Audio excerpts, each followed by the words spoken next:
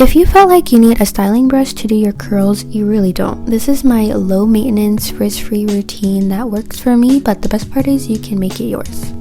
A curly routine is so specific to each person because you know your hair, you know what it's been through, you know all the deets. So it's really up to you. It's an art to decide what you think is best for your hair and of course how you like it. And I started off today with my hair in a t-shirt, and to start off with, I'm gonna use my leave-in conditioner. I use the Ceremonia Guava leave-in conditioner. I've been using this for a little while now and I switch it up, but I still use this often when I'm styling my hair. And really the main point of this styling routine, I think, is just making sure there is as little frizz as possible, because I don't use a brush to style my hair, so not really going through each section as some may do. So I'm going to make sure that I'm really raking through my hair with my hands and with my wide tooth comb to make sure there's no frizzy parts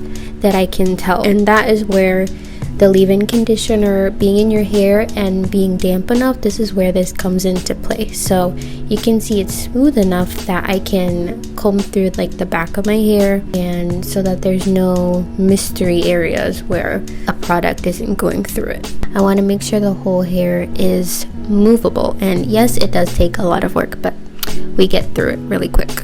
Then I'm going to go in. I still am only using my leave-in conditioner. I'm starting towards the back because this is where I have tighter curl patterns in the back, and I want to make sure everywhere is getting the attention it needs. So I don't finger coil all over, but I try and kind of quickly go through various sections and making sure, especially from root to the end, that it's looking harmonious. So this is how I mean that each person is different. You know your sections that are harder to get through, and if you need to use a brush or not, or if your curls are more loose, sometimes I think using a brush may be easier or more to your liking. So I'm just continuing to go through my hair, and you want to make sure your hands are wet so that they slip through and that there's no dry or rough patches to be going through.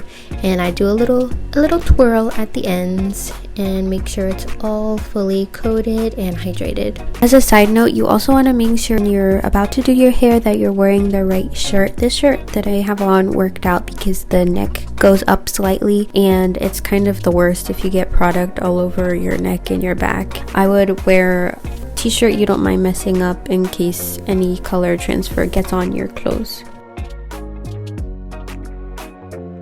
Now I'm ready to go in with my gel now that I finished that. So I'm just using my Aunt Jackie's Don't Shrink Flaxseed gel, and I'm kind of patting all over. I don't like to only scrunch because then it's just the bottom of your hair that's getting all the product. And so I want to make sure the product's kind of going all over my head.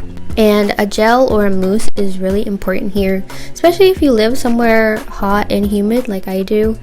You need to make sure you're adding in that hold, because if you don't have that hold and you're only using a leave-in conditioner, this even counts for if you have wavy hair, then your hair is not going to hold and is going to get poofy quickly and all those things.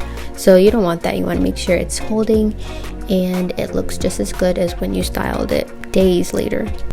And I have like some frizzy sections in the front, so I'm making sure that those are taken care of, that everything looks smooth. And I do like to part it on the side, but it's a small little area that I part it so that the hair kind of knows to go on that side. So if you're diffusing and you only use a water-based cream product before diffusing, I will pray for you, girl, because you do not have a gel or a hold in your hair, so it's gonna poof up so quickly. It's so important to use a gel or a mousse as your last step in your routine.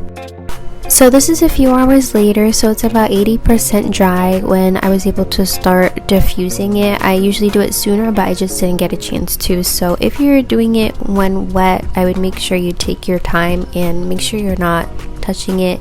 And so I'm just going through my hair quite quickly and just making sure the roots are getting dried first, before doing anything with the ends, and I like to flip my hair upside down. It creates a nice lift of the hair for that volume.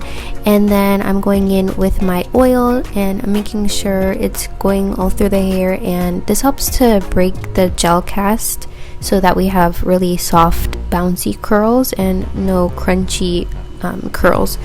And so this is the end result.